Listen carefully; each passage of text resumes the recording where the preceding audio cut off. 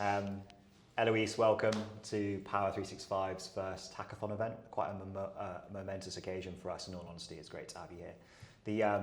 The premise of this really was a no-brainer. For me personally, there's an element in what you are currently doing that hits very close to home. Me and my two sisters lost quite a lot of our family when we were young, and I know that tools like what you are currently employing in these toolkits that you send out would have been a huge help, especially to my sister, and there are definite benefits. So it hits really home to me, so I'm really, really glad that you're here. But tell us more. What are Bear Us in Mind about? What do you do? What's the score? So thanks so much for having us. Not at all. So what we do is we equip adults, ordinary adults, with tools and resources to support children who are experiencing separation, loss, often bereavement, as you say. And in many ways, our tools are there to enable adults to start these really difficult conversations, which often children don't want to have, but often adults don't know how to have. And definitely stuck up for that one. Nobody wants to have these conversations. Exactly. Very difficult, yeah. So hopefully these activities give them the ability to start the conversations and also start them in quite a non-medical way and in a non-medicalized setting. So we don't want to medicalize displaced children's experiences and their situation. We just want to offer them the ability to really start thinking about what they've been through. Yeah. So born from the Ukrainian crisis, how did it come about? So you deliver, I'm working from inside information here, but you have developed a toolkit of things that, because I believe you said that they were based on therapy kind of tools anyway, weren't they? Is that right? Exactly. So we were conceived out of the crisis in Ukraine. So we were founded by Julie Stokes, who founded the UK's largest bereavement charity, Winston's Wish. And all of the items that are in our toolkits are activities and items that have been used by therapists and professionals for years. So what we've done is we've taken them and tried to offer them in a way where any adult can use them. Even me? Even you. You I'm not sure. So you might, if you were to read through all of our worksheets, and we have training videos on our website, and they're all free. And you could spend a day reading them, and you would technically be able to take part in activities with a child to really support them with their trauma and their grief. And they are free. You can get them in our toolkits, but they're all online as well. Give me an example. So I know that this would have been really relevant for, there's quite a big age gap between me and my sisters. There's a good 11 years, and we deal with things differently. I was a little bit older, thankfully, I suppose. But she was much younger. But give me an example of one of these toolkits, one of these tools I could have used. So what's really nice about them is a lot of them are household items. So if you wanted to build your own toolkit, you could go around your house and find them. So one is a glass jar and salt and chalk. And a child might colour in some of the salt and create these coloured layers. And each of these layers will represent a friend from home. Yeah. And it's just about them really being in touch with their past and their old friends and just coming to terms with that separation. And that's just a nice example of how, and you might start this conversation with a child of suggesting to do this activity together. Yeah, and I think that's it. I know that, again, working from some insider information, one of the tools is a bear, I believe. And for me, immediately ability to visualize, being able to sit down with my sister and have this bear and say, you know, this is mum, what would you say? And that immediately is a conversation that I definitely would not have known how to approach if there wasn't a prompt there. And I think, so as you say with the bears, the toolkits, they look like these really fun activities for children. But I think something to really stress from us and to get across is that, say you were to take up the role of a supporter and you really wanted to support a child, I think that these toolkits aren't necessarily a gift. They're something that an adult really needs to take the time to become a thinking partner with the child and to collaborate with them and really work with them on this. So each toolkit really needs a very safe adult to say, I'm going to sit down with the child and work with them over a period of time and dedicate myself to that, rather than just sort of giving it to a child, or especially with Ukrainian parents who are also still very traumatized by what they've been through. We really want, so for example, using them in schools, there might be a safeguarding lead in that school who really sits down and learns how to use our materials and works with the Ukrainian children who are coming into the school.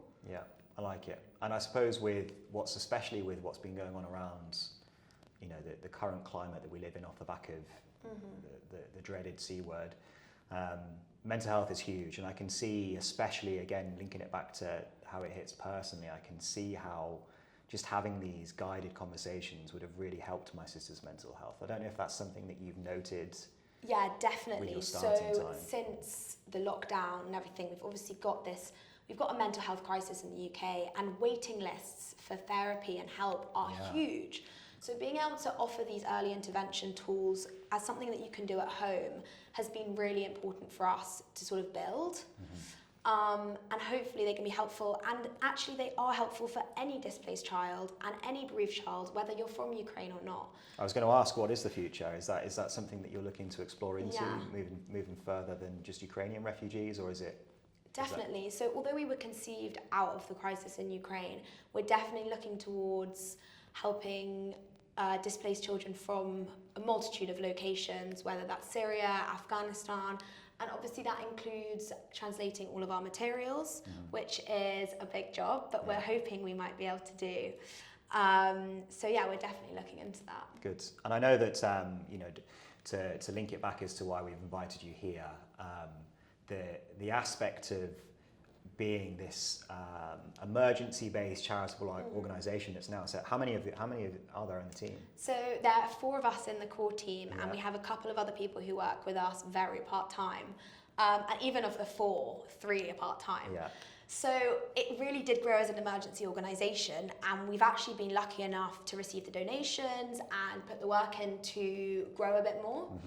And the problem is we're still running in the same way we were as an emergency organisation. How many have you managed to distribute so far? So we've distributed just over half, so about 250. And that's between 4 of you? And that's between 4 of us, Mammoth task. Yeah, we've had amazing help from Marmalade of London, who are our distributors, on sending out the actual toolkits. But, Are they hand-packed? Is this something that you're doing over the weekends? Is it hand-packed? Yeah. Going into the warehouse, packing the boxes. And, we're sending our evaluations over Excel spreadsheets and that kind of thing. So it's been informal, mostly just because we started knowing we needed to get these toolkits out. We needed to help children as quickly as possible.